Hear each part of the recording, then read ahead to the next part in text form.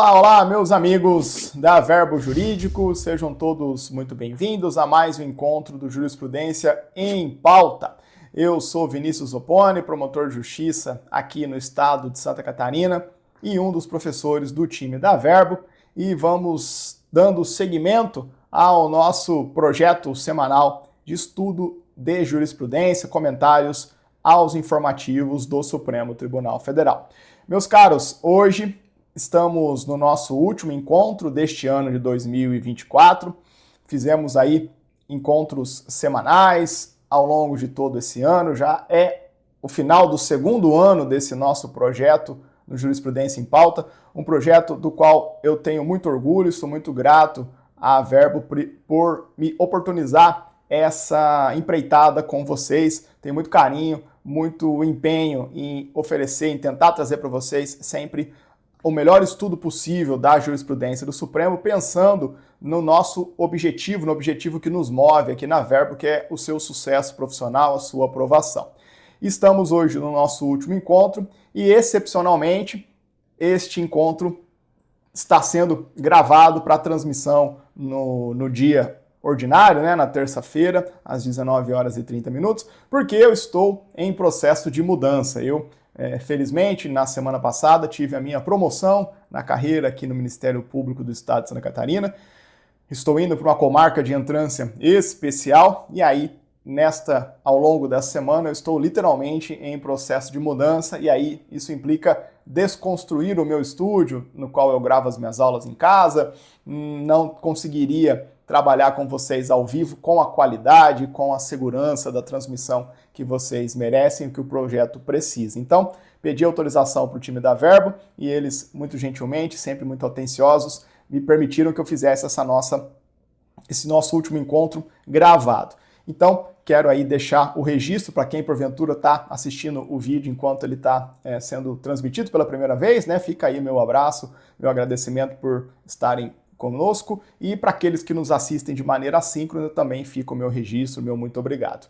E aí, meus caros, esse é o nosso último encontro, a gente vai ter ali, deixa eu roubar aqui no meu calendário, a gente vai ter, essa aula está rodando no dia 17 de dezembro, daí no dia 24, a próxima terça-feira, véspera de Natal, dia 31, véspera de Ano Novo, não vamos ter encontro, mas tudo caminhando bem. No dia 7 de janeiro, a gente volta com os nossos encontros em 2025 e também já fica aí o spoiler de que, muito provavelmente, entre os meses de janeiro e fevereiro, mas, ao que tudo indica, mais no mês de fevereiro, a gente vai fazer um intensivo de encontros do Jurisprudência em Pauta para a gente poder dar uma acelerada aqui e a gente chegar um pouco mais perto do informativo da semana, porque aí essas interrupções por conta de recesso, enfim, Natal, Ano Novo, vai fazendo os informativos ficarem um pouco muito longos e eu sempre gosto de trabalhar ali no máximo com uns 3, 4 informativos. Dá aula hoje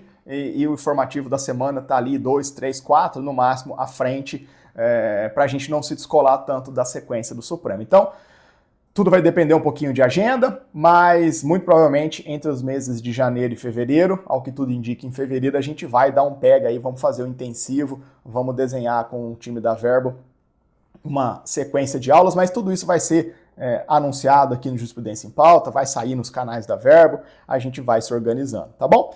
E aí fica o meu agradecimento já de saída por toda a parceria de vocês, por todo o companheirismo de vocês, meus alunos, minhas alunas, e o que eu peço em contrapartida é que vocês apoiem esse projeto aqui, apoiando a Verbo. Então, se inscrevam no canal do YouTube da Verbo, deixa o joinha sempre nos nossos vídeos, nos nossos encontros. Essas métricas são importantes para a validação do nosso projeto, para que a gente possa entrar em 2025 com Jurisprudência em Pauta e, claro, ampliar as nossas participações aqui, as nossas interações. E sempre eu fico à disposição de vocês nas minhas redes sociais, já vou deixar depois o meu Instagram e o meu Telegram que todos vocês têm. Fechado? Avisos de início de aula hoje um pouco mais alongados, agradeço a paciência de vocês, mas em respeito ao seu tempo e ao seu compromisso com os estudos, Bora trabalhar com mais um informativo do Supremo Tribunal Federal, escondendo essa cara feia no canto superior direito da sua tela. A gente caminha com o nosso episódio de hoje.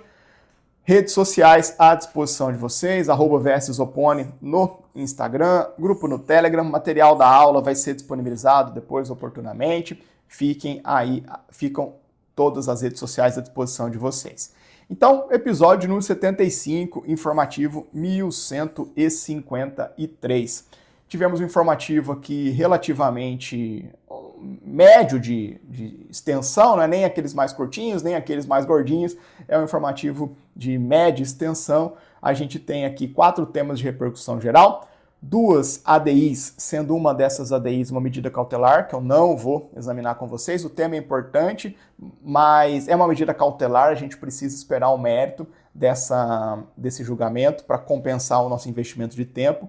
E tivemos um recurso extraordinário julgado pela primeira turma, que eu vou trazer para vocês, tá bom? Então a gente vai trabalhar com os principais julgados e, com exceção do primeiro julgamento, todos os demais serão de penal e processo penal. Então temos um informativo, um encontro de hoje praticamente temático em penal e processo penal. Fechado?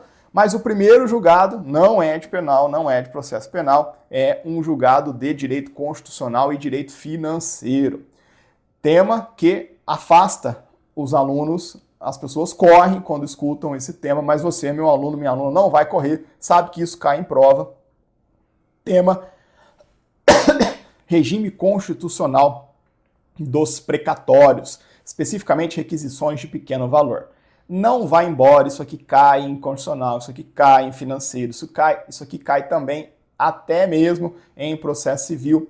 É um tema de absoluta importância para concursos de advocacia pública, para a magistratura também é bastante relevante. Então não vai embora, já disse para vocês que o estudo do tema precatório é relativamente complexo, tem muitas regrinhas, né? Peço desculpas aqui pela voz, estamos pegando uma friaca de dezembro aqui para me despedir. É dezembro, mas estamos todo mundo passando frio aqui no Planalto de Santa Catarina. Então, enfim, precatório é um tema difícil, tem muitos detalhes. Aquele bendito artigo 100 da Constituição, já sofreu inúmeras alterações por emendas constitucionais. A gente tem dispositivos sobre precatórios esparramados em emendas, no ADCT. Então eu sei que é um tema meio monstrinho, que ninguém gosta muito de estudar, mas saiba que todos os julgados que eu trago aqui no Jurisprudência em Pauta são estudos que têm começo, meio e fim. Você consegue sair daqui com uma informação relevante de julgado do Supremo que te permite pensar um dispositivo do texto constitucional e aumentar a sua chance de acertar uma questão de prova. Então vamos lá, vamos fazer uma rápida revisão sobre o regime constitucional dos precatórios, vamos encontrar as requisições de pequeno valor nesse julgamento e vamos entender. Você vai ver como é bem simples e é uma discussão que importa até para processo legislativo, regras de iniciativa legislativa privativa. Um julgado bem legal para ser cobrado em prova. Meus caros, os precatórios, já expliquei isso várias vezes aqui no Jurisprudência em Pauta, os precatórios nada mais são do que uma espécie de mecanismo criado pela Constituição para viabilizar o pagamento pela Fazenda Pública, pelo Estado brasileiro, de um tipo muito específico de despesa, que é a obrigação de pagar quantia fixada por sentença judicial. Então a gente sabe que os entes públicos, os entes federativos, têm o seu orçamento com uma previsão de receita, com uma relação de despesas que precisam ser honradas.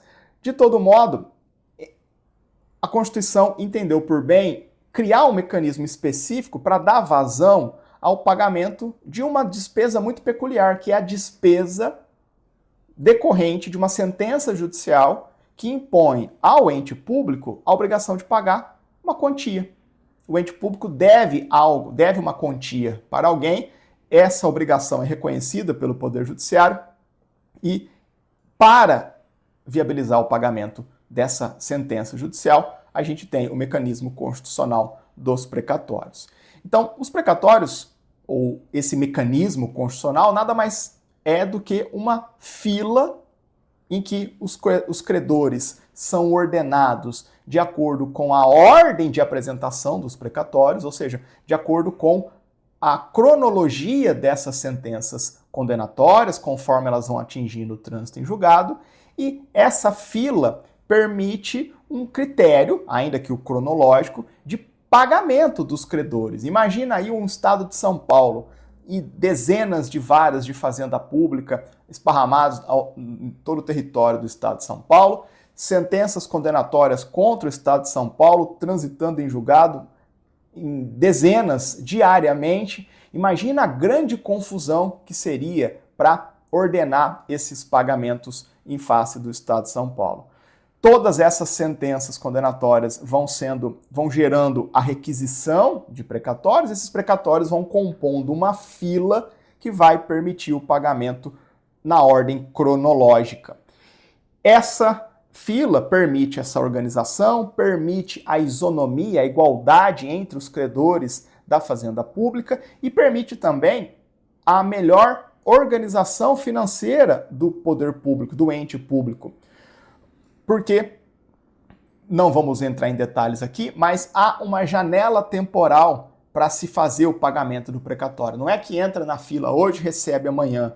Essa fila vai sendo organizada e aí, até determinado dia do ano, todo mundo que entrou na fila vai ter a expectativa de receber até o final do ano seguinte, do exercício financeiro seguinte. E por que isso acontece? Porque aí, quando se estiver organizando o orçamento do ano seguinte, o poder público já sabe, olha, eu tenho esse tanto de precatório para pagar, vamos alocar recursos para pagar os precatórios. Então veja que os precatórios, além de serem útil, esse mecanismo, além de ser útil para garantir isonomia e garantir organização nesse pagamento, também é um mecanismo que vai ao encontro da organização das contas públicas, da realidade do orçamento.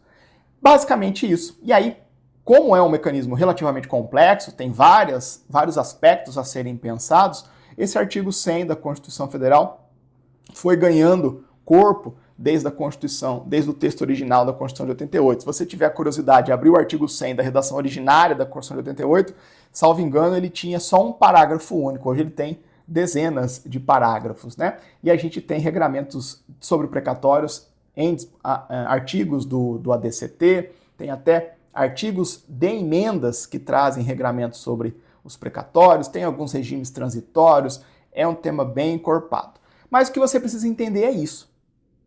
O ponto de partida para a análise dos precatórios são estes que eu alinhei para vocês. Beleza? Tranquilo? Agora vamos lá. Nesse contexto constitucional relativo aos precatórios, o que se entende por requisições de pequeno valor? Meus amigos, as requisições de pequeno valor, também conhecidas como RPVs, são uma espécie de exceção à fila ou às filas ordinárias dos precatórios. Por que filas? Porque tem mais de uma fila no precatório. Tem uma fila geral e tem uma fila de créditos ou de débitos alimentares, de natureza alimentícia. Então tem uma fila especial, aí tem algumas prioridades no pagamento dos precatórios, enfim, aí todo aquele regramento mais densificado que eu mencionei para vocês. Mas de todo modo, as RPVs, as requisições de pequeno valor, funcionam como uma espécie de exceção ao regramento dos precatórios. Não porque vai pagar qualquer um o quanto quiser, quando quiser. Não. Também tem uma organização dentro dos RPVs, mas é uma organização em paralela dos precatórios. As requisições de pequeno valor são esse mecanismo alternativo, consistem em um mecanismo alternativo aos precatórios que viabilizam o pagamento de pronto, na lata, de créditos até determinado valor, até um valor de menor expressão. A ideia por trás dos RPVs é a seguinte: antes de haver os RPVs, nós tínhamos uma fila única. E essa fila única, os montantes oscilavam muito. Então alguém tinha lá 3 salários mínimos para receber do poder público. Outros tinham R$500 bilhão para receber do poder público. Aí o outro tinha 20 salários mínimos para receber. Aí o outro tinha 600 mil reais para receber, o outro tinha, enfim, questões diversas, gerando dívidas de expressões diferentes, todas elas numa mesma fila. E aí entendeu-se por bem, para dar mais celeridade no pagamento dessas dívidas de pequeno valor, criar uma espécie de pagamento de pronto por intermédio das requisições de pequeno valor.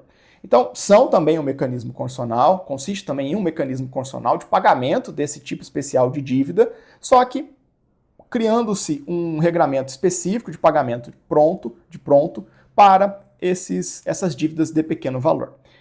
As RPVs estão dispostas no artigo 100, parágrafo 3º da Constituição Federal, que é um dispositivo que vale a pena você conhecer e praticamente esgotar as discussões em torno dele, porque você já tem um tópico dos precatórios debaixo do braço, do regulamento do artigo 100, pelo menos, né? Debaixo do braço pode responder qualquer tipo de pergunta. Então, olha lá. O disposto no caput desse artigo, que é o regulamento dos precatórios, relativamente à expedição dos precatórios, não se aplica aos pagamentos de obrigações definidas em lei como de pequeno valor, que as fazendas referidas devem fazer em virtude de sentença judicial transitada em julgado. Tranquilo? Então, tudo que existe para os precatórios, relativamente aos precatórios, não vai valer para as requisições de pequeno valor, assim definidas em lei, que a Fazenda Pública tem que pagar em razão de sentença judicial transitada em julgado. Ótimo. Quando a gente olha para o artigo, olhando para o artigo 100, parágrafo 3º, a gente já extrai uma informação relevante que vai nos permitir caminhar para o tema 1326 da repercussão geral, que é o que nós estamos comentando aqui. Veja que as requisições de pequeno valor, ou a definição dessas obrigações de pequeno valor, vão ser assim definidas em lei. Assim definidas em lei. Várias discussões no Supremo Tribunal Federal sobre essa cláusula, sobre a reserva de lei para regrar as requisições de pequeno valor. Inclusive, nós já vimos algumas dessas discussões em julgados anteriores aqui no Jurisprudência em Pauta. De todo modo, nesse tema 1326 da repercussão geral, mais uma dessas discussões vai vir à tona. Olha que discussão interessante. A discussão é, considerando-se que há uma reserva de lei para fixar as obrigações de pequeno valor, ou seja, fixar o teto, olha, até onde que vai quantitativamente? É um salário mínimo? É 1.000 salários mínimos? Quanto é? Quanto que é o pequeno valor, de modo que uma condenação até aquele montante vai gerar o RPV e não vai cair em precatório? Considerando essa reserva de lei, a pergunta que se põe é, de quem é a iniciativa legislativa para essa lei? Será que há uma iniciativa legislativa privativa do chefe do Poder Executivo para o projeto de lei que fixa o valor da RPV? Ou não? Será que poderia haver um projeto de lei de iniciativa parlamentar fixando os valores do RPV? Ou o valor do RPV? Só isso que o Supremo julgou aqui no tema 1326. Então veja que é mais uma discussão sobre iniciativa legislativa do que propriamente uma discussão sobre RPV. Claro, é uma discussão sobre precatório e RPV, mas a gente pode acomodá-la também nas discussões, no estudo do processo legislativo. Vamos lá, pessoal? O Supremo entendeu aqui, olha que interessante, né? Talvez um julgado contra-intuitivo. Se você tentou responder aí de cabeça qual seria a solução dada pelo Supremo, talvez você tenha errado, ele é um pouco contra-intuitivo mesmo. O Supremo entendeu que não há iniciativa legislativa privativa do chefe do Executivo nessa hipótese. Não há iniciativa legislativa privativa do chefe do Poder Executivo em apresentar o projeto de lei que fixa o valor das RPVs. Relembrem o seguinte comigo de processo legislativo. O processo legislativo decompõe-se em várias fases. A primeira das fases é a fase da iniciativa legislativa. A regra na fase da iniciativa legislativa é tratarmos de uma iniciativa geral ou uma iniciativa comum. O que é isso? A regra é que qualquer membro do Poder Legislativo, qualquer comissão do Poder Legislativo e também que o próprio chefe do Poder Executivo podem apresentar projetos de lei sobre as matérias em geral.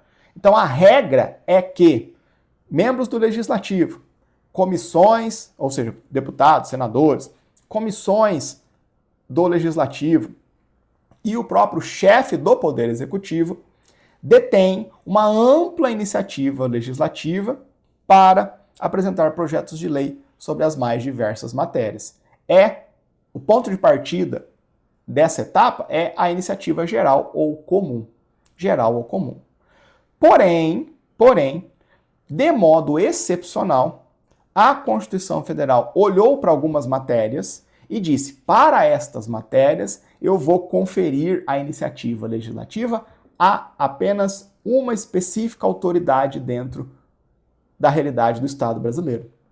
E aí, para essas específicas matérias que estão lá arroladas em diversos dispositivos da Constituição, a gente tem a denominada iniciativa legislativa privativa. Mas a iniciativa legislativa privativa é a exceção.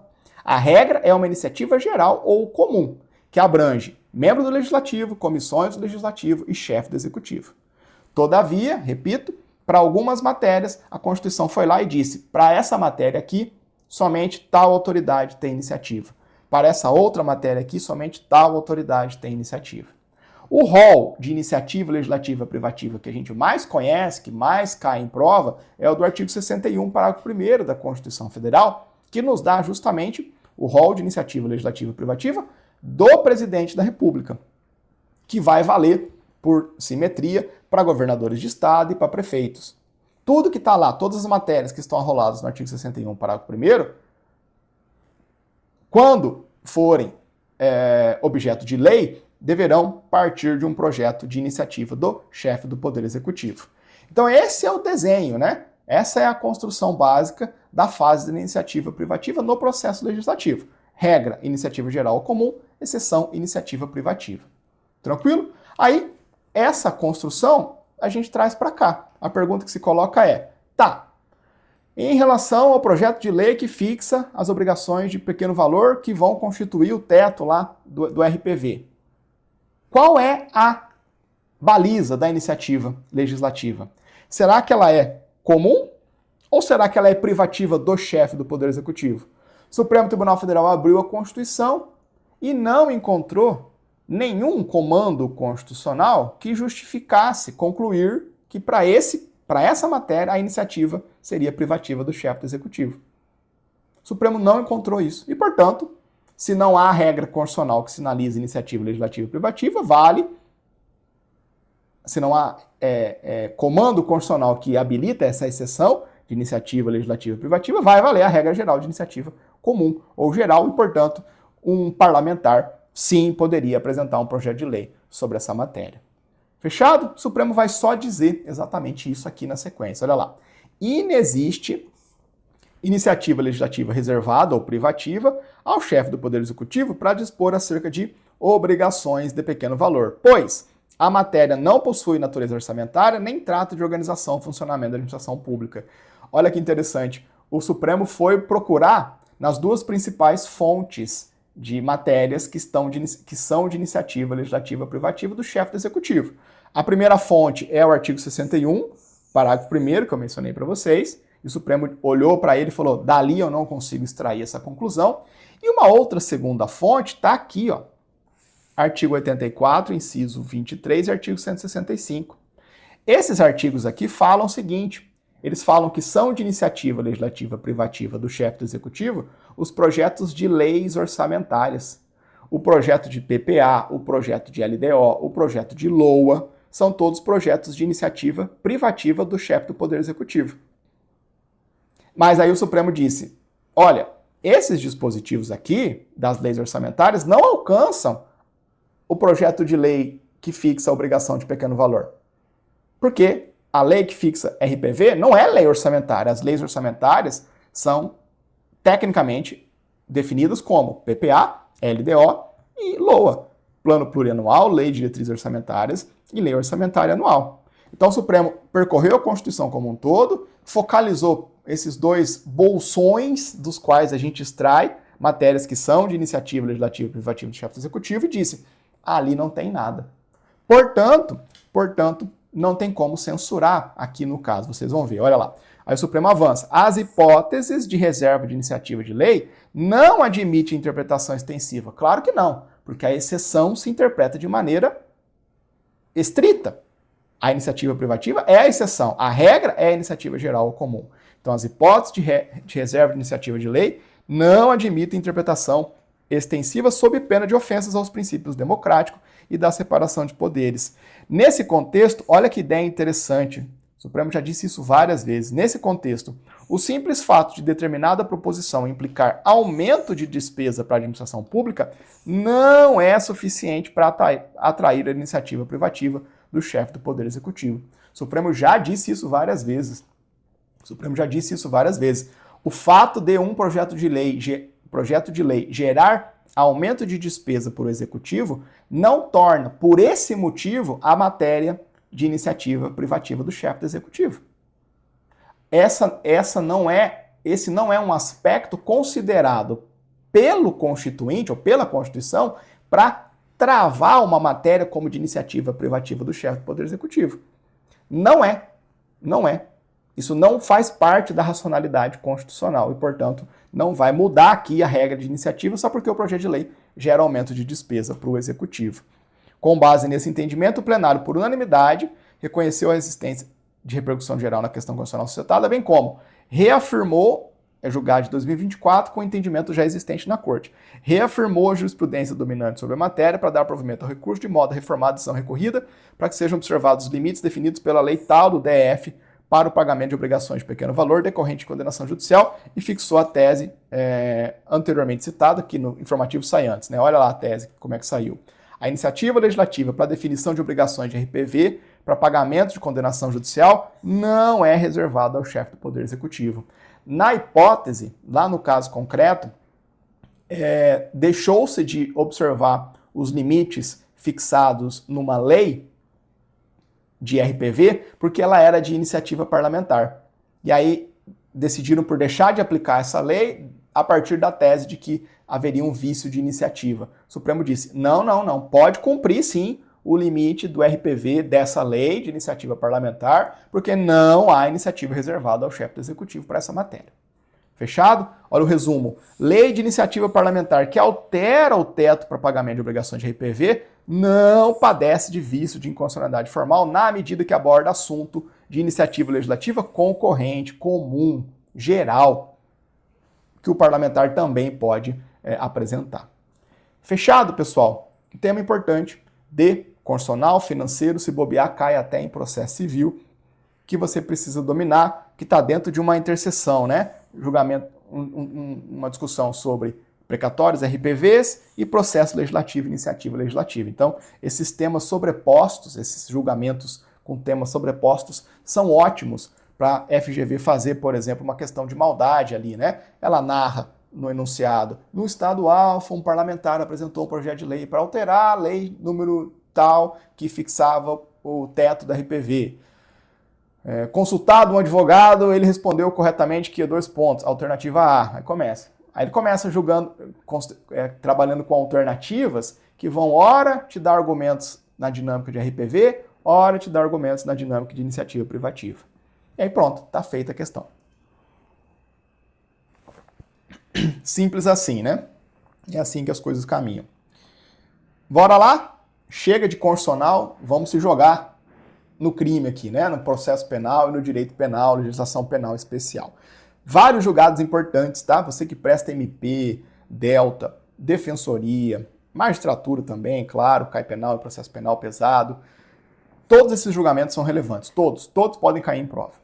Vamos começar em ordem crescente de complexidade aqui, não, tô brincando, todos são igualmente importantes.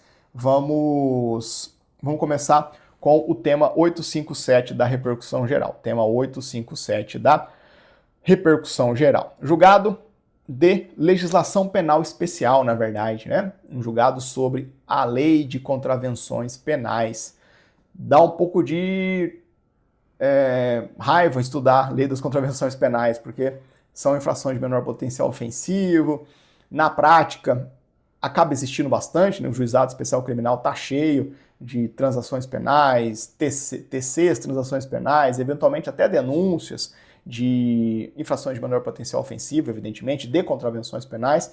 E aí, nessa situação tão intensa de criminalidade que nós vivemos no Brasil, infelizmente, a gente ter que parar para estudar uma discussão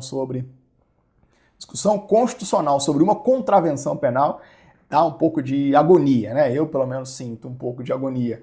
Mas isso pensando no mundo da prática. No mundo da prática, no mundo de prova, é uma discussão teoricamente bastante interessante, inclusive. Então, comentários superados, vamos trabalhar. Meus caros, um julgamento importante sobre a contravenção penal do artigo 19 da Lei de Contravenções Penais. Tá aí o textinho para vocês, eu já vou fazer a leitura, mas antes eu quero rememorar com vocês um pouco da compreensão do tema subjacente aqui. Então, o artigo 19 da Lei das Contravenções Penais tem que ser estudado, compreendido dentro de uma dinâmica maior referente à criminalização do porte de armas. Então, a ordem jurídica brasileira entendeu pertinente criminalizar o porte de armas. Veja que eu não estou adjetivando a espécie de arma, estou parando ainda na expressão gênero. Essa é uma discussão que está banhada de muita controvérsia ideológica, algumas referências, por exemplo, nos Estados Unidos, que tem uma outra visão sobre a posse e o porte de arma, mas enfim, no direito brasileiro, nós temos um regramento, podemos dizer, pelo menos à luz do Supremo, constitucional e infraconstitucional, que entendeu pertinente criminalizar o porte de arma. E aí, para a gente entender o regramento infraconstitucional que criminaliza o porte de arma, a gente precisa dividir esse estudo em vista do tipo, da espécie de arma. E esse é um regramento que foi evoluindo com o tempo. Nós tivemos, especialmente para as armas de fogo, a criminalização das armas de fogo foi objeto de um regramento que foi ganhando progressiva especialidade. Para a gente apenas revisar a título de premissa, aclarar as coisas que depois o Supremo vai retomar, eu quero recordar com vocês que para as armas de fogo, ou para a arma de fogo, há muito tempo atrás, o que nós tínhamos era a sua criminalização por intermédio da Lei das Contravenções Penais, esse artigo 19, que a gente vai estudar na sequência. Porém, ao longo da década de 90 e depois na década de 2000, nós tivemos a especialização de leis versando sobre o porte e a posse de arma, dando regramento administrativo para tudo isso e trazendo o cinturão de crimes específicos para armas de fogo. Tudo começa lá com a Lei 9437 de 97 e, por fim, a legislação que a gente tem hoje, a Lei 10.826 de 2003, o famoso Estatuto do Desarmamento, que entre os seus artigos 12, 14, 16, vai criminalizar o porte e o posse de arma de fogo e munições, enfim, apetrechos, mas a gente tem uma especialização do regramento legal e da sua criminalização direcionado a armas de fogo. Por conseguinte, o artigo 19 da Lei das Contravenções Penais, ele não foi revogado por essa legislação especializada em armas de fogo. Ele ficou lá, ele nunca foi revogado, está lá na Lei das Contravenções ainda. E ele acabou ficando, portanto, como uma espécie de soldado de reserva para viabilizar a criminalização de uma outra espécie de arma, a arma branca. A arma branca. Então hoje a arma branca é objeto de criminalização por intermédio de uma figura de contravenção penal descrita no artigo 19 da Lei de Contravenções Penais, mas que esse dispositivo, lembrando que lá na origem ele era a única disposição, ele criminalizava porte de arma de fogo e também porte de arma branca. Essa informação vai ser importante, tá? Essa linha do tempo vai ser relevante para a discussão, para um aspecto da discussão que a gente vai ver na sequência. Beleza? Fizemos um panorama aí da criminalização do porte de arma com essa especificação de arma de fogo e arma branca. Pergunta básica do direito penal que você precisa conhecer. O que é arma branca mesmo? Bem simples, né? Arma branca é todo e qualquer objeto que consegue ser utilizado para ataque ou defesa, mas que não usa uma carga explosiva. É praticamente uma definição por exclusão. Vai ser arma branca aquilo que não é arma de fogo. Arma de fogo, instrumentos, objetos utilizados para atacar e defender que tem um mecanismo que emprega carga explosiva. E já as armas brancas, por exclusão, são todos aqueles objetos que podem ser utilizados para atacar e defender, mas que não utilizam carga explosiva. A doutrina subdivide as armas brancas em duas espécies, lembra disso? Bem direito penal, né? Básico. Armas brancas próprias e impróprias. Armas brancas próprias são aqueles instrumentos, aqueles objetos feitos com a finalidade de ataque ou defesa. Então, uma espada, por exemplo, é uma arma branca. É uma arma branca própria. E as armas brancas impróprias são aqueles instrumentos ou objetos que foram construídos para outra finalidade, mas que podem sim ser utilizados para ataque e defesa. E aqui cabe muita coisa nas armas brancas impróprias. Cabe praticamente tudo aquilo que a criatividade e o contexto fático permitir. Mas um bom exemplo didático são as tesouras. As tesouras não são feitas para atacar e defender, são feitas para cortar papel e qualquer outra coisa, mas podem ser utilizados para ataque ou defesa. É uma arma branca imprópria. Fechado? Ótimo. Feita essa revisão conceitual rapidamente de arma branca, vamos ver a redação do artigo 19 da Lei das Contravenções Penais e vamos depois problematizar esse dispositivo para ver as soluções que o Supremo vai nos entregar na sequência. Então, artigo 19 da Lei das Contravenções Penais diz lá: trazer consigo arma fora de casa ou de dependência desta, sem licença de autoridade. Pena, prisão simples de 15 dias a 6 meses ou multa de tarará, tarará, ou ambas cumulativamente. Então, o tipo penal tem até aqui, bem simples, né? Trazer consigo arma fora de casa de dependência desta, sem licença da autoridade. Meus caros, esse dispositivo, compreendido à luz do tempo, é o dispositivo que permite a tipificação, o enquadramento do porte de arma branca. Então alguém está andando com seu carro pela rua e lá no porta-mala tem uma espada, ou tem uma faca de churrasco, ou ele está num bar com uma faca na cinta. Quem já ouviu história como essa?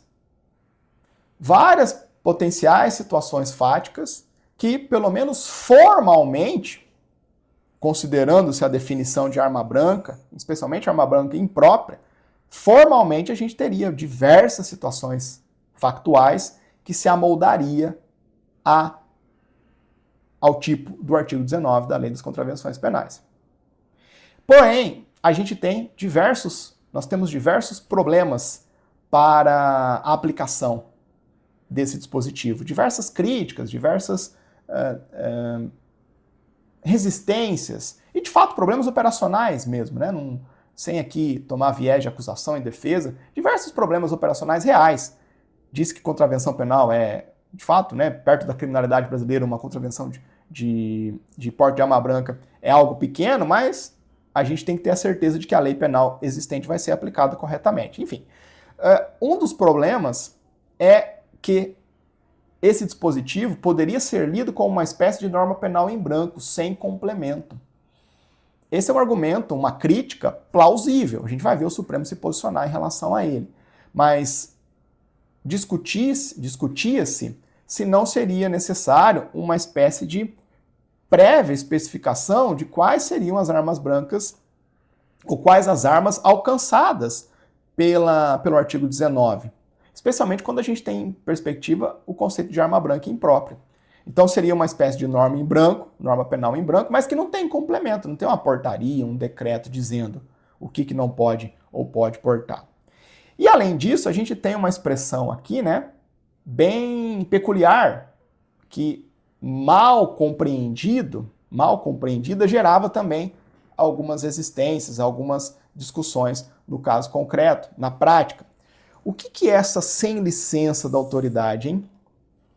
Como é que a gente interpreta isso aqui? Como assim? Licença para eu portar uma faca de churrasco?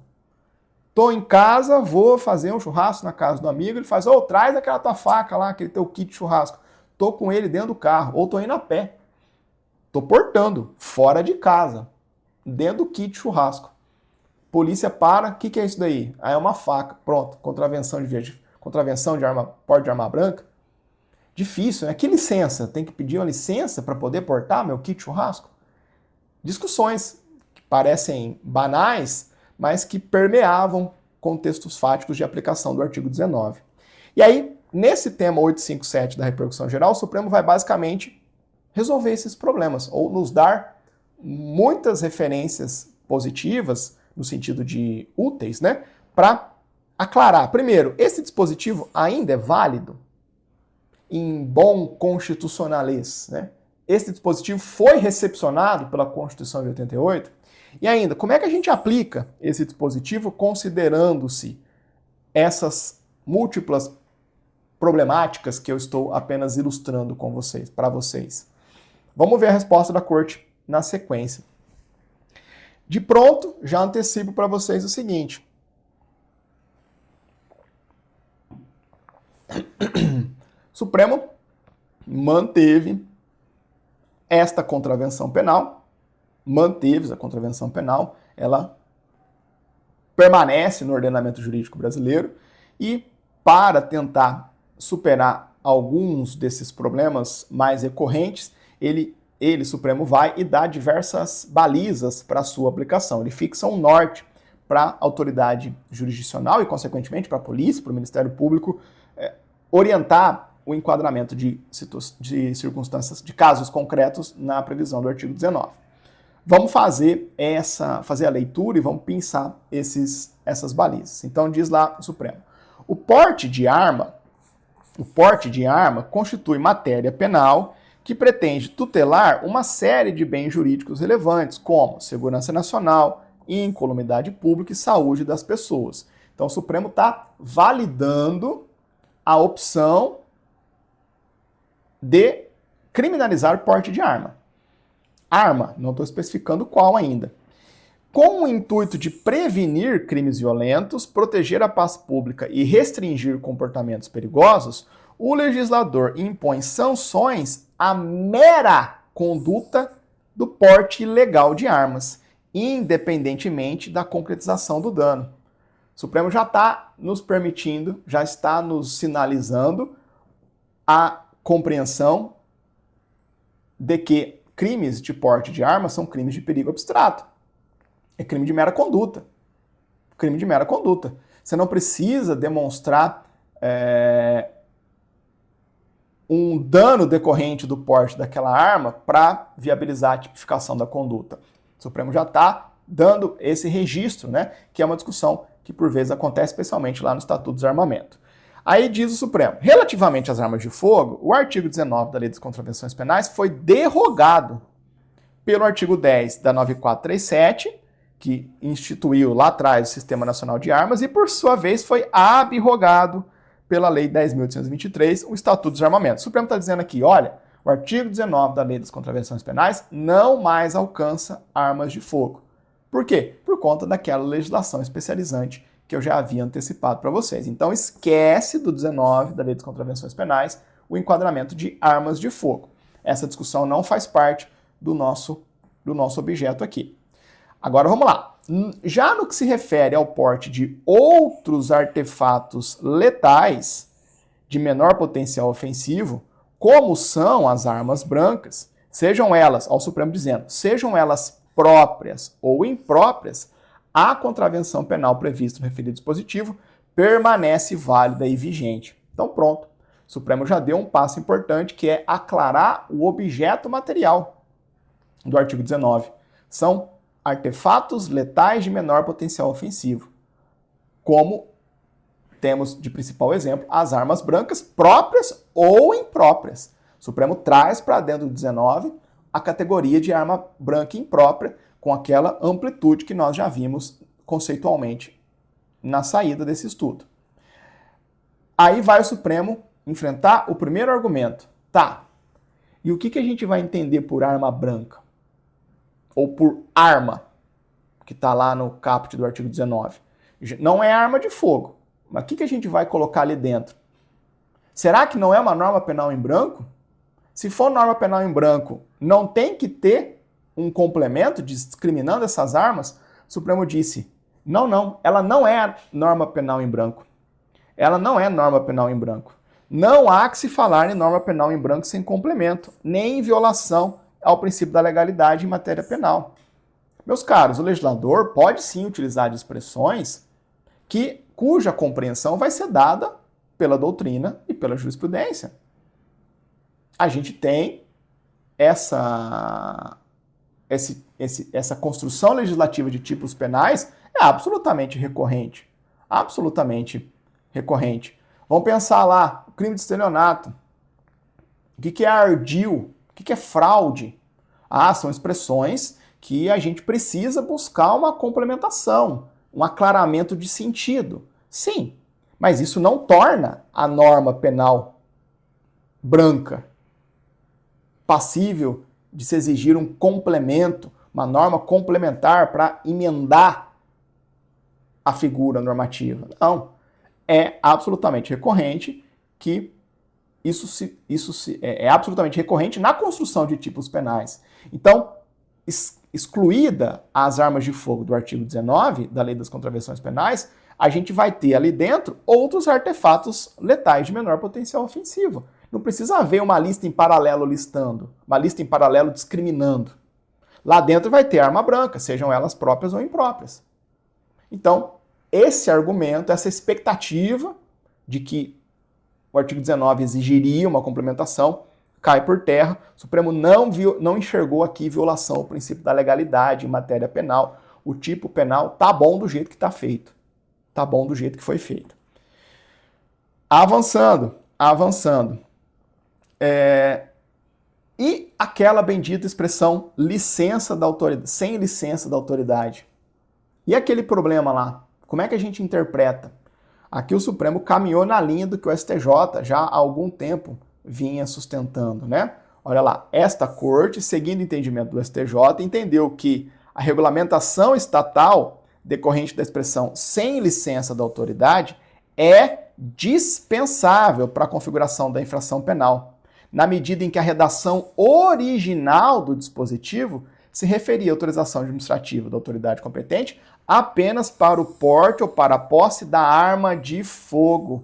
E isso não se aplica para armas brancas. Por isso que eu tive que contar a história do artigo 19 da Lei das Contravenções para vocês. Como esse dispositivo, na sua origem, servia para criminalizar o porte tanto de arma de fogo como de outras armas, de arma branca, ele foi escrito de um modo a exigir licença da autoridade para as armas de fogo, como de fato a gente tem até hoje, né, num regulamento muito melhor no Estatuto do Desarmamento. Mas essa expressão sem licença da autoridade deixa de ter utilidade, perde o sentido na atualidade, quando a gente tem o artigo 19 da Lei das Contravenções Penais, tendo como objeto material apenas e tão somente as armas brancas. Fechado? Então, é como se ele estivesse lá sobrescrito, sem constar do texto legal. Não é mais um problema. Fechado? E aí, com isso, né, o Supremo acaba avançando bem naquelas problemáticas. Olha lá, para encerrar. Na espécie, lembrando, é um tema de repercussão geral, tem a tese em abstrato e depois tem a aplicação da tese no caso concreto.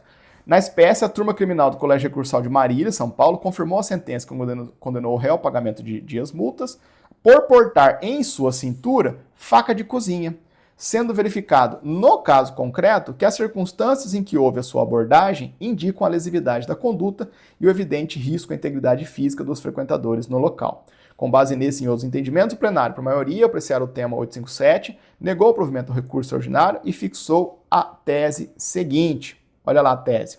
O artigo 19 da Lei das Contravenções Penais permanece válido e aplicável ao porte de arma branca, cuja potencialidade lesiva deve ser aferida com base nas circunstâncias do caso concreto, tendo em conta, inclusive, o elemento subjetivo do agente. E aqui está a terceira e talvez maior contribuição do Supremo Tribunal Federal.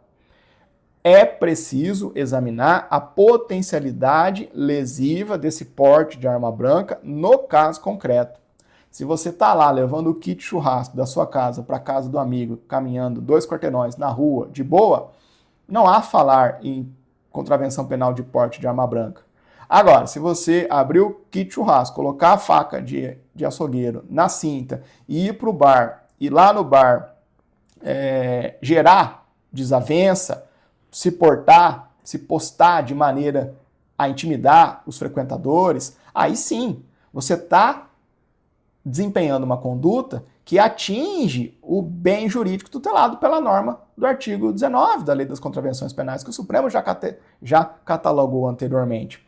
Então aqui a gente tem a chave da interpretação do artigo 19 da Lei das Contravenções Penais para entender, caso a caso, se a conduta se amolda ou não à figura típica do artigo 19. Potencialidade lesiva ferida com base nas circunstâncias do caso concreto. O Supremo está afastando as interpretações extremadas. De um lado, abarcando toda e qualquer conduta de porte, arma branca fora de casa, e de outro lado, extirpando o artigo 19 do ordenamento jurídico. Não, vamos ter que examinar caso a caso. Ah, professor, precisamos de mais referência do que isso. Vamos ter que ver o caso concreto mesmo. Se o Supremo traz para a tese o casuísmo, o caso concreto, a matéria não é mais de direito, a matéria é de fato. A matéria é de fato. Fechado? Se na tese tem casuísmo, a matéria de fato não é mais discussões jurídicas. Mas a gente tem uma régua agora, né? uma referência, uma lente única para olhar os casos concretos, e isso já é bem relevante para a aplicação isonômica do artigo 19, Brasil afora, da Lei das Contravenções Penais. Fechado? Então, vou só ler aqui a partezinha do resumo, olha lá. Por revelar a interpretação mais adequada com os fins sociais da norma, o preceito incriminador do artigo 19 da Lei das Contravenções Penais, até que sobrevenha a disposição em contrário, o Supremo deu até uma cantada no legislador se ele não quer melhorar isso aqui, mas enfim, possui plena aplicabilidade na hipótese de porte de arma branca, devendo o julgador, olha lá o critério, orientar-se no caso concreto pelo contexto fático, pela intenção do agente, pelo potencial lesivo do objeto, o grau de potencialidade lesiva ou efetiva lesão ao bem jurídico protegido pela norma penal. Fechado, pessoal? Tema de repercussão geral 857 para vocês, uma das contravenções penais mais debatidas aí, né? Dentre aquelas que constam da Lei de Contravenções Penais, artigo 19 dá muito pano para manga, já deu muito pano para manga, as coisas vão melhorar bastante agora com esse julgamento. Vamos seguir? Agora vamos lá. Meus caros, um julgado absolutamente imprescindível para o direito processual penal. Nós já vimos, salvo engano, há 1 ou 2 episódios, o julgamento sobre a prisão decorrente da condenação no tribunal do júri, e agora a gente vai ver um julgamento interessante referente ao tribunal do júri e recurso de apelação. Fechado? Vamos passo a passo aqui, tema 1087 da repercussão geral, tema 1087 da repercussão geral que eu quero deixar alinhado com vocês. Vamos lá, pessoal, vamos começar. Vamos lá. Meus caros, Tribunal do Júri. Vamos estabelecer algumas premissas em relação ao Tribunal do Júri. O Tribunal do Júri, todos nós sabemos, tem assento constitucional, previsão do artigo 5º, inciso 38 da Constituição Federal. Então diz lá a Constituição mais ou menos assim. É reconhecida a instituição do júri com a organização que a lei lhe conferir, assegurados o sigilo da votação, a plenitude da defesa, a soberania dos vereditos e a competência para o julgamento dos crimes dolosos contra a vida. São as alíneas do inciso 38 do artigo 5º. Desses predicados constitucionais do Tribunal do Júri, todos são muito importantes, mas para esse julgamento 1087, a gente tem que destacar a soberania dos vereditos. A ideia é que a decisão do Tribunal do Júri seja soberana. Ela subsista por força própria, por si só.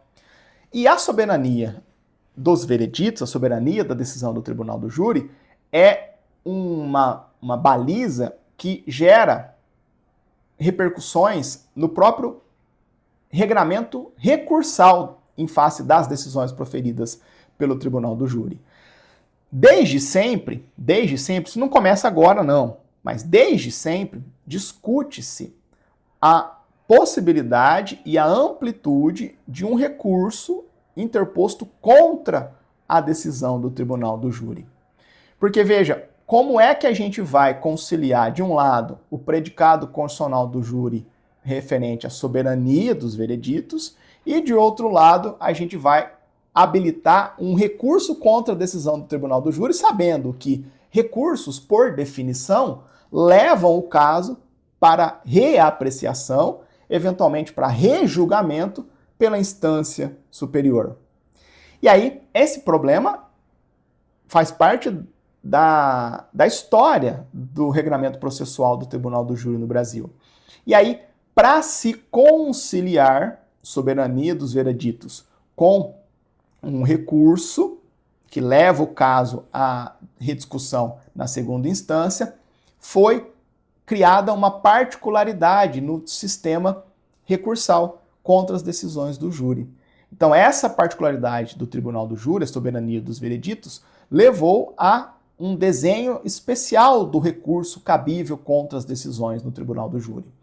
Via de regra, contra a decisão do Tribunal do Júri, vai caber o seguinte recurso criminal, o recurso de apelação, que o CPP descreve as hipóteses de cabimento lá no artigo 593, não coloquei aqui, 593, inciso 3º do Código de Processo Penal. Depois você lê o 593, inciso 3º e as suas alíneas. Das hipóteses lá previstas, no 593, inciso 3º, das hipóteses de apelação, de cabimento de apelação que estão ali previstas, eu destaco com vocês a linha D, que é a problemática aqui nesse tema 1087 da repercussão geral. Essa linha D diz basicamente o seguinte: cabe apelação contra as decisões do Tribunal do Júri quando a decisão dos jurados for manifestamente contrária à prova dos autos. Vou repetir. Cabe apelação contra as decisões do Tribunal do Júri quando a decisão dos jurados for manifestamente contrária à prova dos autos. Tá, aí você deve estar pensando, poxa vida, cadê a particularidade? A particularidade acontece agora, aparece agora. Aparece no que o Tribunal de segunda instância vai poder fazer diante desse recurso. Se o tribunal entender que a decisão dos jurados for manifestamente contrária à prova dos autos, diferentemente das demais apelações, o tribunal de segunda instância não vai poder julgar a causa, apreciar a prova e dar um desfecho adequado. O tribunal de segunda instância, no caso, em geral, o tribunal de justiça, né, porque os júris são esmagadoramente na justiça estadual, mas tem júri na justiça federal também, mas o tribunal de segunda instância vai determinar que o réu seja submetido a um novo julgamento. Então ele não vai rejulgar Tribunal de Justiça, Tribunal de Segunda Instância, não vai ele rejulgar a causa e substituir a decisão pela sua decisão. Não, ele vai falar, olha, dou provimento ao recurso, devolvem e vão fazer um novo julgamento lá desse réu. E aí, para finalizar essa particularidade, o CPP também diz que esse recurso só é cabível uma única vez, porque senão isso nunca teria fim, né? Potencialmente, ou teria múltiplas perspectivas de novos julgamentos pelo Tribunal do Júri. Então veja que, até aqui, estou apenas explicando para vocês o desenho do recurso de apelação no âmbito do Tribunal do Júri, que tem essa particularidade justamente por conta da soberania dos vereditos, predicado constitucional dos tribunais do júri. Vejam então, portanto, que a repercussão da soberania dos vereditos no regramento recursal do júri sempre existiu, tanto que orientou a própria formulação do CPP. Beleza. Todavia, essa discussão veio à tona novamente de maneira bastante aguda após a reforma legislativa do CPP em 2008. Em 2008, eu estava lá no meio da faculdade, felizmente eu peguei essa parte do CPP já no regramento novo, né? Porque dá uma dó, né? Quando você está na faculdade, você estuda uma coisa, no semestre seguinte vai lá e muda tudo. Eu peguei já a lei nova. Mas lá em 2008, houve várias leis modificando o CPP 3, principalmente, e uma delas alterou brutalmente o regramento do Tribunal do Júri, substancialmente. E um dos aspectos alterados pela reforma do procedimento do júri em 2008 fez surgir ou ressurgir com outra força, com mais força, o problema desse recurso contra as decisões do Tribunal do Júri. A reforma lá em 2008 fez surgir uma nova controvérsia conectada a esse antagonismo entre soberania dos vereditos e amplitude da decisão do Tribunal de Justiça ou do Tribunal de Segunda Instância quando julga aquela apelação na hipótese de cabimento do 593, inciso 3º, a linha D. O que mudou, pessoal? Onde que está? Qual foi a mudança que gerou essa controvérsia que o Supremo vai enfrentar agora? Uma mudança na quesitação. A quesitação era uma bagunça. Eu, graças ao bom Deus, eu só estudei nos livros enquanto comentário histórico, né? Mas a quesitação era um negócio muito enrolado no júri. Ainda é um trem relativamente difícil, mas antes era caótica. A quesitação foi muito simplificada pela reforma de 2008 e nessa simplificação, ou como parte desse processo de simplificação, foi inserido um quesito genérico na série de quesitos. O que é isso? Basicamente, temos o seguinte na quesitação.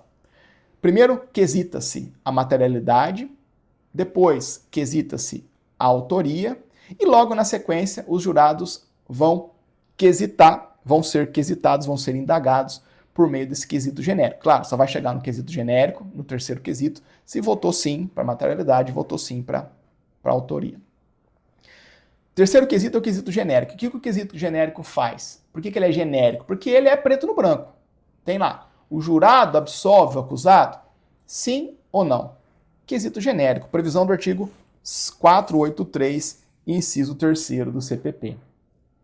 Veja que a ideia do quesito genérico, a ideia subjacente, foi trazer para dentro dele todas as teses da defesa que poderiam levar à absolvição daquele réu. Com exceção, claro, né, da negativa da inexistência do fato, negativa de autoria, que aí, rigorosamente, essas teses estão lá nos quesitos 1 e 2. Mas, diante da plenitude de defesas e de tudo aquilo que a defesa pode alegar visando a absolvição, os jurados vão se posicionar em vista da globalidade dos argumentos da defesa aqui, no quesito genérico. O jurado não vai precisar responder tese por tese da defesa. Teve legítima defesa? Teve, enfim, qualquer tese fragmentada. Não, ele vai responder tudo de uma vez só. Absolve ou não? Algo que a defesa te disse, algo que a defesa disse, te convence pela absolvição? Positivo? Sim. Negativo? Não. Ocorre que, aqui está a grande sacada do problema, né? Ocorre que este quesito genérico também cabe dentro dele eventuais juízos de absolvição amparados em motivos extrajurídico extra-autos. O melhor exemplo é a clemência dos jurados. Clemência dos jurados. A defesa pode chegar lá e sustentar tudo ou nada e também dizer, olha pessoal, esse réu aqui, depois disso, ele perdeu a esposa, o filho abandonou, ele está em situação de rua, ele tem uma doença terminal. Pode fazer uma descrição factual e pedir clemência. Jurados, não condenem, porque ele não merece, ele já foi condenado pela vida, por exemplo. Então, absolvo e deixa ele sofrer na rua. Ele vai pagar, já está pagando por aquilo que ele fez, não precisa ir para a cadeia por conta disso, não precisa ser condenado por conta disso. Essa é uma tese possível? Clemência? É uma tese possível. Está dentro da plenitude de defesa. E aí, esse quesito genérico abriu essa porta, ou trouxe para dentro dele também essa perspectiva. A doutrina diz que o quesito genérico conferiu uma gigantesca autonomia para o ato decisório de cada jurado. Antes do quesito genérico, votava-se as teses de defesa uma por uma. Então, era sim ou não para as teses específicas, nominadas. Agora não, está tudo num quesito genérico, que vai ter todas as teses nominadas e vai ter, eventualmente, a tese de clemência. E aí, é esse o pano de fundo que faz ressurgir a discussão sobre aquele recurso que a gente viu versus a soberania dos vereditos. Porque veja o problema. É um problema real. Inclusive, é engraçado esse julgado, né? Eu, quando terminei minha pós-graduação lá em 2012, minha pós-graduação em processo penal foi justamente esse tema. 12 anos depois, o Supremo resolve ele. Olha só que interessante. Vamos imaginar, o jurado está lá, escuta o MP, escuta a defesa. O jurado olha para a prova dos autos, conclui que sim, o réu cometeu um homicídio, está convicto de que ele cometeu um homicídio, é fato típico, ilícito, culpável, punível, mas o jurado ficou convencido pelo argumento de clemência da defesa e quer absolver. E vai votar sim no quesito genérico pela absolvição. O jurado absolve o réu? Sim. Mas o jurado subjetivamente sabe que aquele indivíduo cometeu um crime. Mas ele quer absolver por clemência. Aí veja a dificuldade operacional, a dificuldade de sistema jurídico mesmo, né? Como é que depois, uma vez proferida a sentença, uma vez identificada a absolvição pelo Conselho de Sentença, né? Passou a régua lá no quesito genérico, a absolvição ganhou. O sim da absolvição do quesito genérico venceu. Está absolvido. Como é que depois vai ter uma apelação do Ministério Público por manifesta contrariedade da decisão dos jurados à prova dos autos e, se o tribunal der provimento, sujeitando ele a um novo julgamento? Veja que são lógicas que não dialogam entre si. De um lado, uma potencial decisão dos jurados que não foi orientada pela prova dos autos. A prova dos autos fez o jurado concluir que o cara cometeu o crime. Só que ele quer absolver por clemência a despeito da prova dos autos. E de outro lado, a gente vai ter um recurso cuja referência para o seu provimento vai ser a prova dos autos. Só que o quesito genérico permitiu esse descolamento entre a decisão do jurado e a prova dos autos. Esse é o problema. Esse é o impasse que subsiste em torno do recurso de apelação do artigo 593, inciso 3º, linha D, quando interposto pela acusação, em casos concretos em que houve o argumento de clemência por parte da defesa. E aí? Será que essa apelação ainda vai ser possível, interposta pelo MP? Se sim, como é que fica a potencial absolvição por clemência em vista do julgamento desse recurso? O Supremo vai dar uma solução para tudo isso. Tá bom? O Supremo vai dar uma solução para tudo isso. Vamos devagar, porque a solução do Supremo é uma solução um pouco mais complexa, não é uma solução faça assim só e acabou. Primeiro ponto. O Supremo disse: o recurso de apelação contra a decisão do júri por manifesta contrariedade à prova dos autos, interposta pela acusação, continua a existir na ordem jurídica. Ponto.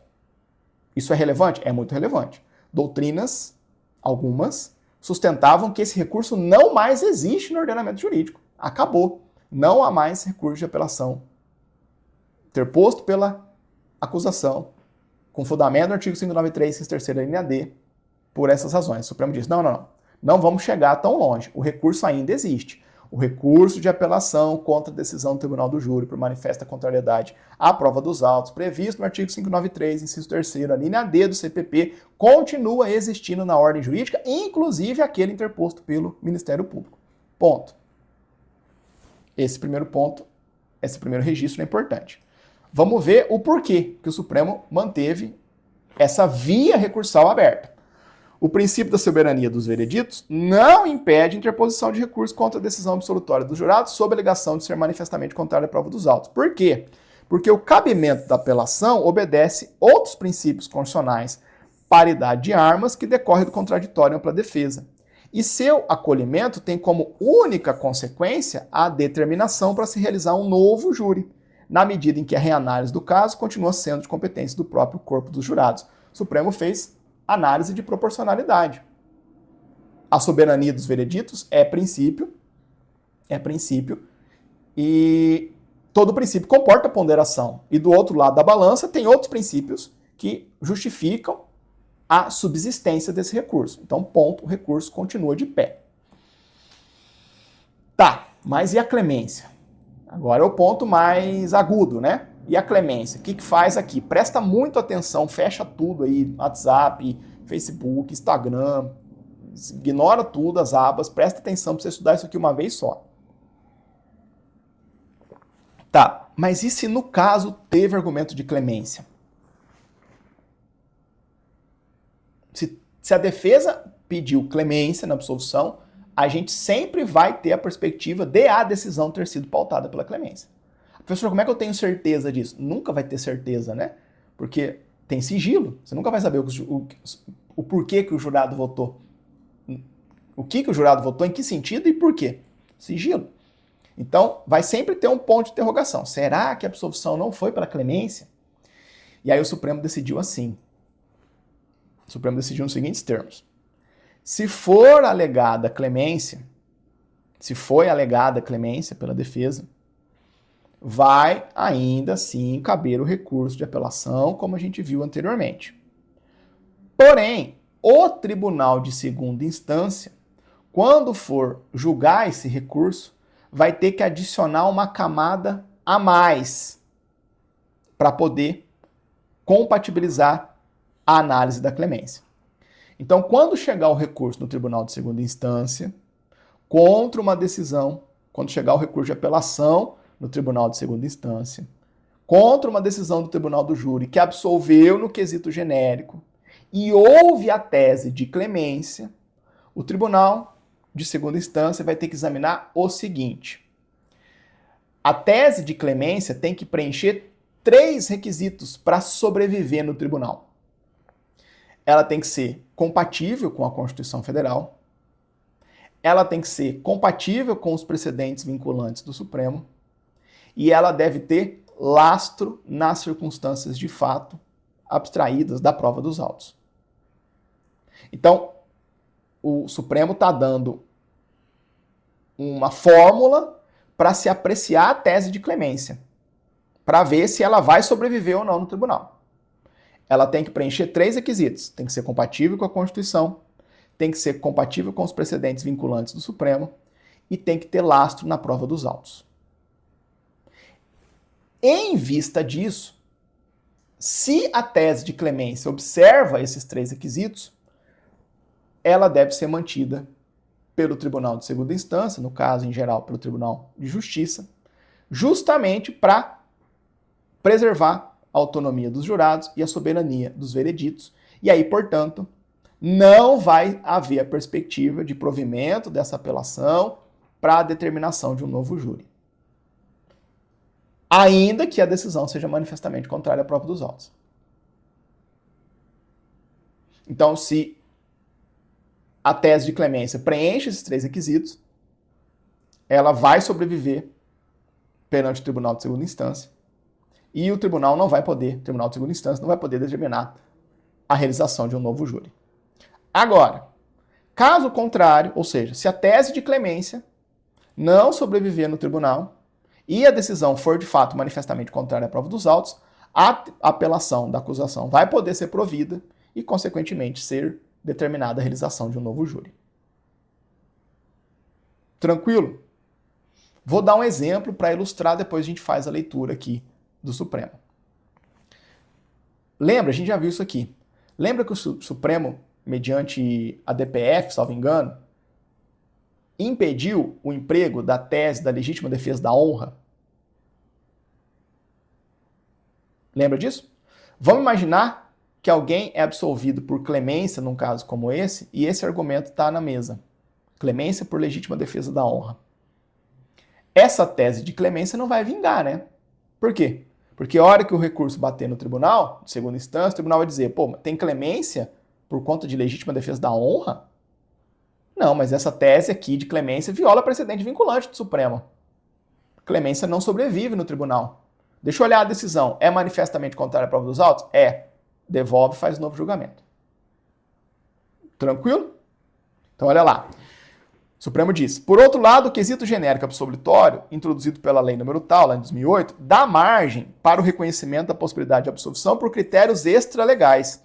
Nesse contexto, conforme compreensão alcançada por esta Corte, O Tribunal de Segunda Instância não determinará a realização de novo júri caso a absolvição se dê por motivo de clemência, com base no quesito genérico absolutório, e essa decisão dos jurados decorra do acolhimento da tese apresentada pela defesa, cujo conteúdo, olha lá, a tese que deu base à clemência, cujo conteúdo deve estar registrado em ato de julgamento e ser compatível com o texto constitucional, com os precedentes vinculantes do Supremo e com as circunstâncias de fato veiculadas nos autos. Pessoal, na prática, isso vai dar trabalho. Na prática, isso vai dar trabalho. Tá bom? Na prática, a gente vai ter que experimentar essa lógica do Supremo, trabalhar com isso, especialmente em grau de apelação, o Ministério Público em particular, e ver como é que a gente vai articular essa baliza, né? Esse limite para a clemência. Tranquilo? Mas para a prova, vocês vão ter que levar nesses termos. E aí, o Supremo vai aplicar a tese, fez a tese genérica, vai aplicar no caso concreto, né? Olha, na espécie, o Conselho de Sentença, ao concordar com a tese defensiva, absolveu o acusado da prática do crime de homicídio tentado contra o assassino confesso de seu enteado. O MP, ao pleitear a cassação da decisão dos jurados e a realização de novo júri, aduziu, entre outras alegações, que a absolvição por clemência não é permitida no ordenamento jurídico brasileiro e que o veredito foi manifestamente contrário à prova dos autos. Não, né? O Supremo está dizendo que a clemência existe. Com base nesse e em outros entendimentos, o plenário, por maioria, apreciar o tema, deu parcial provimento do recurso extraordinário para determinar a remessa dos autos ao tribunal de origem. Para quê? Para o tribunal analisar a apelação com base no que o Supremo decidiu agora, nos termos da tese anteriormente mencionada. Vamos ver a tese? A tese está aqui, ó. Tese fixada. É cabível recurso de apelação com base no artigo 593, inciso 3, inciso 3º, linha D do CPP, nas hipóteses em que a decisão do tribunal do júri, amparada em quesito genérico, for considerada pela acusação como manifestamente contrária à prova dos autos. Recurso existe. O Tribunal de Apelação, segunda instância, não determinará novo júri quando tiver ocorrido a apresentação constante e ata de tese conducente à clemência do acusado e esta for acolhida pelos jurados, desde que seja compatível com a Constituição, os precedentes vinculantes do Supremo e com as circunstâncias fáticas apresentadas nos autos. Beleza? Julgado importante, né, pessoal? Acho que só por ele vale um joinha aí, né? Só por esse julgado acho que vale um joinha. Professor, estou com dúvidas de como é que isso aqui vai funcionar. Eu também. A gente vai ter que fazer os nossos júris aí. E aí, aprendendo com essa nova lógica, né? Uma camada de análise que surgiu nova, balizada pelo Supremo, em júris que tenham, pela defesa, a tese de clemência. Isso vai orientar o trabalho da defesa, vai orientar o trabalho do juiz, vai ter que registrar isso em ata. Se der absolvição no quesito genérico e o MP entender pela pertinência do recurso, por manifesta contrariedade à prova dos autos, o MP vai ter que atacar a clemência também, em vista desses três critérios. Não dá para falar mais, não dá, não existe decisão por clemência, absolvição por clemência. Existe sim absolvição por clemência. Isso foi objetivo, foi um dos objetivos que orientou a inserção do quesito genérico de absolvição, como a gente viu anteriormente. Então esse argumento não faz mais sentido. O MP vai ter que atacar a clemência, a tese da clemência, a base da tese da clemência, em vista dessas métricas aqui, né, dessas balizas. Constituição Federal, precedentes do Supremo e circunstâncias fáticas apresentadas nos autos. Beleza? Vamos terminar, pessoal? Nosso último julgado desse nosso ano. Temos um julgado de turma agora, um julgado relativamente tranquilo, tá? Mas importante de vocês. É um tema tumultuado, mas esse aqui relativamente tranquilo. Um julgado de turma, por vezes, aparece nos informativos e quando aparece é porque são discussões relevantes mesmo. Julgado bom para processo penal e para direito constitucional. Tema de fundo, guardas municipais. Guardas municipais. Fechado? Vamos lá. Primeiro ponto que eu quero destacar com vocês é revisar basicamente a previsão constitucional das guardas municipais. A gente tem vários julgamentos sobre guardas municipais no STF, alguns, e no STJ, vários. E alguns do STJ, bem limitativos da atuação das guardas municipais, têm chegado no Supremo Tribunal Federal e o Supremo tem revertido, por vezes, essas decisões do STJ. Esse é um julgado com esse movimento. Então, as guardas municipais têm previsão no artigo 144 da Constituição Federal, que é o dispositivo que traz os órgãos de segurança pública do Estado brasileiro, e lá no parágrafo 8º a gente encontra a menção que os municípios poderão constituir guardas municipais destinadas à proteção dos seus bens, serviços e instalações conforme dispuser a lei. Fechado? Vejam que interessante. As guardas municipais, pelo Supremo Tribunal Federal, têm sido reconhecidas como órgãos de segurança pública, desempenham atividades de segurança pública, inclusive a gente já viu aqui no Jurisprudência em Pauta julgados relativos às guardas municipais, a porte de armas, a própria posição, o reconhecimento pelo Supremo da posição das guardas municipais como órgãos de segurança pública que fazem atividade de segurança pública. Isso tem várias consequências, a gente vai ver uma delas aqui. E aí vejam que um pouco dessas discussões sempre estiveram conectadas a essa atuação finalística das guardas municipais, proteção de bens, serviços e instalações dos municípios. De todo modo, mesmo diante dessa previsão constitucional, o Supremo tem dado interpretação às leis nacionais, às leis federais que versam sobre a guarda municipal, sobre guardas municipais, reconhecendo que se trata, sim, de órgãos de segurança pública. Ótimo. Então, o que o guarda municipal faz é segurança pública. Essa é a primeira premissa que eu queria revisar com vocês, rapidamente, essa recapitulação sobre o espaço constitucional das guardas municipais. Avançando, uma outra discussão que eu quero revisar rapidamente com vocês diz respeito aos institutos da busca pessoal e da busca domiciliar. Meus caros, a discussão é um tema talvez um dos mais difíceis, mais controvertidos na jurisprudência do STJ, do STF, gera bastante desencontro para a atuação das forças policiais na realidade brasileira. Colocando de lado uma análise crítica desses julgamentos, o que a gente tem visto na jurisprudência do STF, do STJ nos últimos anos, é uma construção que pretende aclarar quando é legítimo que um agente de segurança pública, um policial, um militar, um guarda municipal, quando é legítimo que um agente de segurança pública faça a revista pessoal em alguém, a busca pessoal, ou faça a entrada forçada no domicílio de alguém, faça a busca domiciliar, sem mandato judicial, evidentemente, né? Esse é um tema repleto de discussão.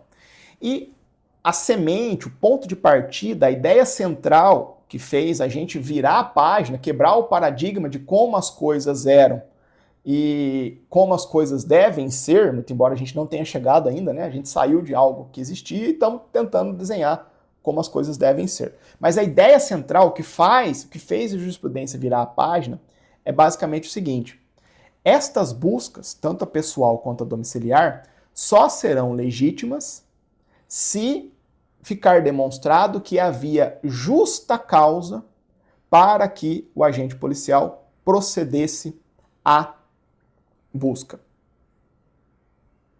Justa causa, em especial, quanto à potencial ocorrência de um delito. A ideia, pessoal, buscada por essa virada de jurisprudência foi abandonar a lógica anterior. A lógica anterior era a seguinte: faz a busca pessoal, faz a entrada forçada em domicílio. Entrou, fez a busca pessoal, pegou droga, ou fez a entrada forçada em domicílio, pegou droga, por exemplo. O caso mais básico é droga, tráfico de drogas. Pronto, deu boa, deu êxito, teve sucesso com o resultado da busca, está validada a atuação do policial. Não deu boa, não teve êxito, não achou nada, o policial ficava potencialmente sujeito a uma responsabilização. A mudança é no critério de análise. Não vai mais se examinar a correção da atitude do policial em vista do seu sucesso ou insucesso em ter encontrado algo positivo depois da busca. O que vai se examinar agora é a justa causa. Será que, na realidade, o agente de segurança pública, olhando para a situação fática, estava diante de uma realidade de indicativos objetivos que permitiam ele razoavelmente supor que estava ocorrendo um delito que legitimava a busca pessoal ou a entrada forçada no domicílio? Então a gente deixa de examinar, de julgar o acerto ou desacerto da atuação do policial em vista do resultado e passa a examinar o acerto ou desacerto da atuação do policial em vista da justa causa, dos elementos objetivos que se faziam presentes na situação fática para orientar aquela decisão. E aí, se tinha justa causa, ele faz a busca e não encontra nada, tá tudo certo. Não tem nenhum problema pro policial. Ele tinha justa causa para fazer a busca pessoal.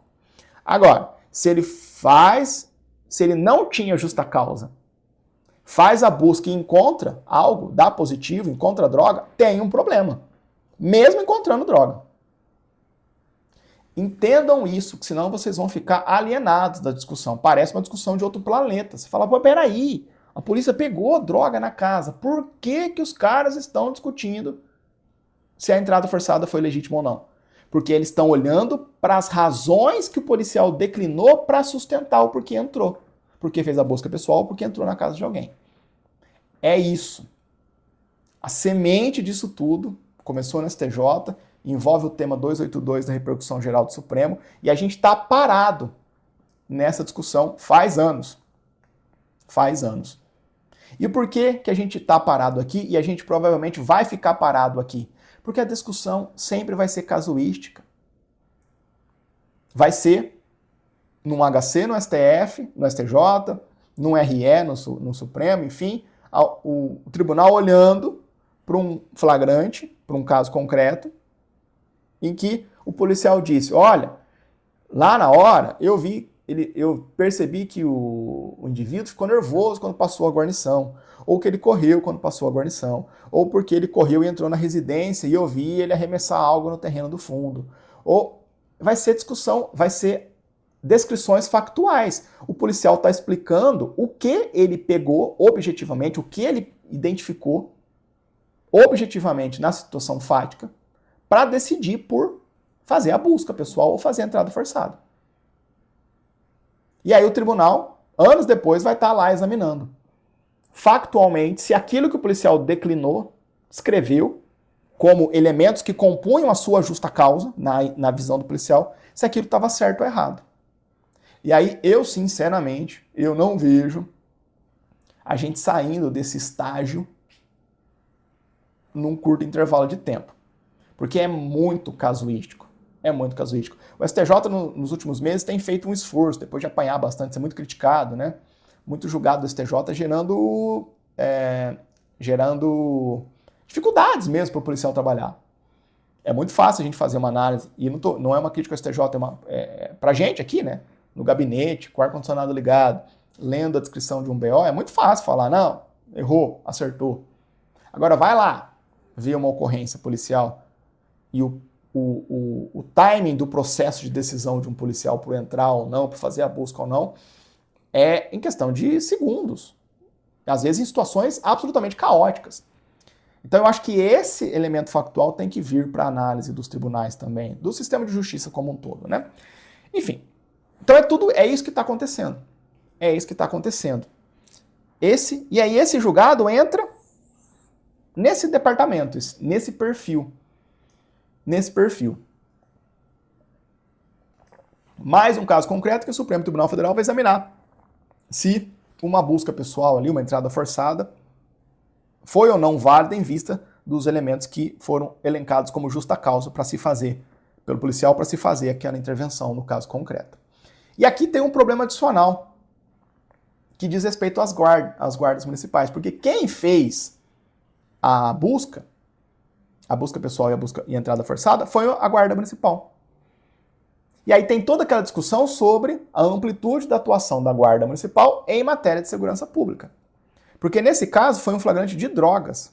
Aí a pergunta é, tá, mas as guardas municipais Pode fazer flagrante de droga? Pode fazer busca pessoal se encontrar droga? Aquela discussão sobre a amplitude do que a guarda pode fazer em matéria de segurança pública. Pode guarda municipal dar batida por tráfico de drogas? É tudo isso que o Supremo vai examinar aqui.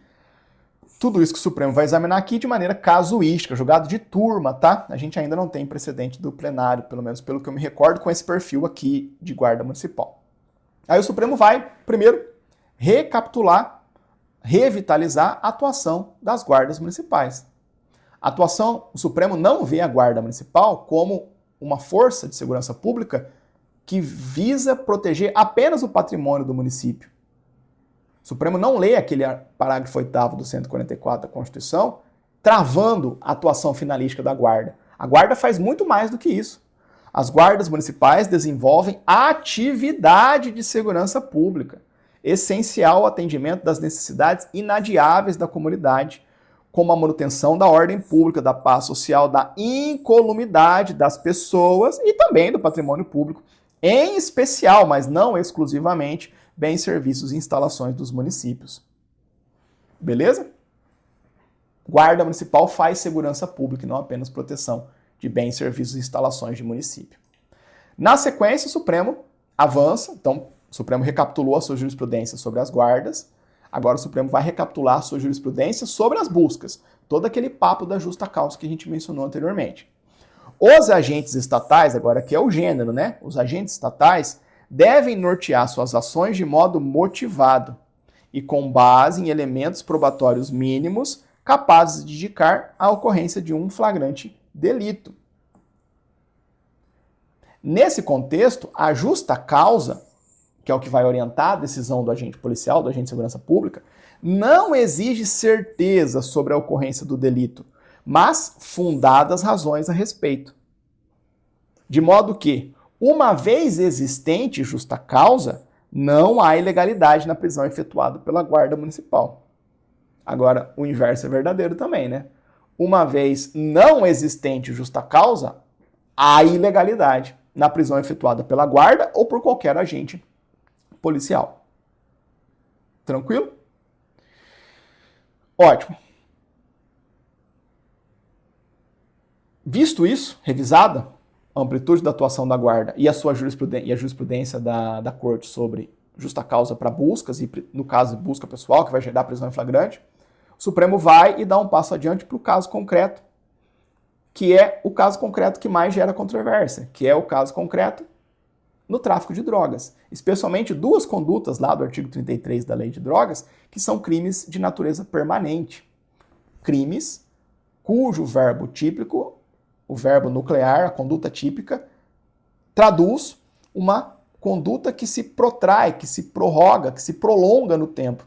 O estado de flagrância permanece. De modo que se um agente público entrecortar essa linha fática, ele está pegando alguém em flagrante delito. Que é o caso mais problemático, né, do tráfico de drogas nessas duas modalidades. Olha lá. Ademais, em se tratando do delito de tráfico de drogas praticado em tese nas modalidades trazer consigo e ter em depósito, a consumação se prolonga no tempo, é crime permanente, motivo pelo qual a flagrância permite busca domiciliar independentemente da expedição de mandado judicial quando presentes as fundadas razões de que em seu interior ocorre a prática de crime. Claro! Lembra que há uma proteção constitucional à inviolabilidade do domicílio, mas essa proteção não é absoluta. Ela cede em algumas hipóteses. E ela cede na hipótese de crime em flagrante, no interior da casa. Pode entrar, entrada forçada por conta de prisão em flagrante, de crime em flagrante. Pode entrar, autorização expressa do texto constitucional, artigo 5º, inciso 12. E aí o Supremo está dizendo, se eu estou diante de um tráfico de drogas praticado por verbos típicos que são crimes permanentes, cuja consumação se prolonga no tempo, a flagrância está ali ocorrendo. Então eu estou diante sempre da hipótese da autorização constitucional de entrada forçada em domicílio. Na espécie, aí vai o Supremo examinar aquilo que o agente policial, no caso o guarda municipal, os guardas, declinaram como elementos objetivos que orientaram para eles a constatação de que eles estavam diante de um caso com justa causa da potencial prática de um crime em flagrante delito. Olha lá. Na espécie, a existência de justa causa para busca pessoal e domiciliar ocorreu após. Aí aquela análise casuística que eu falei para vocês, que eu não vejo a gente saindo delas, né? A gente saindo delas. Ocorreu após o acusado demonstrar nervosismo e dispensar uma sacola ao avistar os guardas municipais durante patrulhamento de rotina em local conhecido como ponto de tráfico de drogas. Não foi uma abordagem casuística, a esmo. Não gostei da sua cara, vou fazer a busca pessoal. Guarda municipal fazendo patrulhamento de rotina em local conhecido como ponto de tráfico. Pessoa vê a viatura, fica nervoso e dispensa a sacola. Tem justa causa ou não? Claro que tem justa causa, né, pessoal? Uma forma legal de pensar isso, aqui me permito um comentário de ordem prática. Imagine o seguinte, imagine que os policiais tivessem a fórmula mágica de congelar o tempo. Pum, congela o tempo. Vai lá para a base, faz um relatório, fala, excelência, tô aqui num caso em que eu tô na rua tal, que é um ponto de tráfico de drogas, tá aqui os BOs e IPs e ações penais de fatos ocorridos nessa localidade. E eu tô aqui acabei de ver o fulano, ou essa pessoa, nervoso, tá aqui o vídeo do nervosismo dele, e tá aqui, ó, uma foto da sacola que ele dispensou. Imagina que os policiais tivessem essa ferramenta mágica, e aí chegassem e apresentassem para um juiz. Juiz, me dá um mandado de busca e apreensão na casa dele, pessoal e na casa dele? Se um policial descrevesse isso para um policial, para uma autoridade judicial, fizesse um requerimento de busca e apreensão domiciliar com base no artigo 240 do CPP, será que um juiz ia dar? Claro que ele ia dar. Ou muito provavelmente o juiz, a autoridade judicial ia deferir a busca e apreensão. É a mesma análise. É exatamente a mesma análise. A justa causa está lá no 240 do CPP, que orienta a decisão judicial por conferir, por deferir, para autorizar buscas e apreensões. Agora, o policial não tem como fazer isso. Não tem como fazer isso. Então a gente não pode exigir da racionalidade policial, não por questão de capacidade humana, mas a gente não pode exigir da racionalidade da decisão do policial uma métrica, um critério, uma forma de pensar diferente daquela que a gente exige para o próprio sistema de justiça. O sistema fica falho, capenga, ilógico, irracional. Então, se isso tivesse descrito num pedido de busca e apreensão, olha, na minha prática de 11 anos de MP, eu digo que 9 de 10 casos ganhariam deferimento. Então, se o juiz daria, o policial tem que poder atuar. Ponto. As coisas, às vezes, ganham uma complexidade desnecessária. Aí, no interior da sacola descartada, havia entorpecentes embalados, prontos para venda, e ao ser indagado sobre a existência de outras drogas, o acusado confirmou que aguardava mais em casa, razão pela qual os guardas municipais se dirigiram até o local e encontraram grande quantidade de variados entorpecentes. Com base nesses e em outros entendimentos, a primeira turma, por maioria, negou o provimento ao agravo interno para cassar o acórdão recorrido e reconhecer a legalidade da prisão em flagrante das provas dela decorrentes, determinando, por conseguinte, o prosseguimento do processo. E aí vem o resumo, né? Desde que existente necessária justa causa, são válidas busca pessoal e domiciliar realizadas pela Guarda Municipal quando configurada a situação de flagrante delito de tráfico ilícito de entorpecentes. Tranquilo, pessoal? Passei um pouquinho aí, né? Passei um pouquinho do meu tempo regulamentar, a aula gravada, a gente se empolga mais, né? Na aula ao vivo a gente sempre está mais monitorando o tempo. E encerramos, meus caros, esse nosso último encontro. Foi um prazer estar com vocês. Espero que esse nosso último estudo de 2024 tenha sido produtivo para vocês. Como eu disse, a gente está passando a régua nesse nosso projeto nesse ano e retomamos, se Deus quiser, lá no comecinho de janeiro, né? No dia 6, 7 ali, primeira terça-feira depois do Ano Novo, ao vivo, se tudo der certo. Agradeço a todos pela parceria nesse ano de 2024, 2 anos já de jurisprudência em pauta, bem feliz, orgulhoso, satisfeito com esse nosso projeto aqui pela Verbo. Contem sempre comigo, desejo um excelente final de ano para vocês, um bom Natal, um bom Ano Novo, que a gente tenha um final de ano tranquilo, com estudos e descansos para quem for estudar, para quem for descansar, e em que 2025 a gente tenha saúde e perseverança para correr atrás dos nossos projetos de vida, e o que eu puder ajudar vocês, contem sempre comigo. é uma satisfação e eu agradeço a confiança de todos. Forte abraço a todos, um excelente final de ano e até o nosso próximo encontro em 2025, se Deus quiser. Abração, pessoal.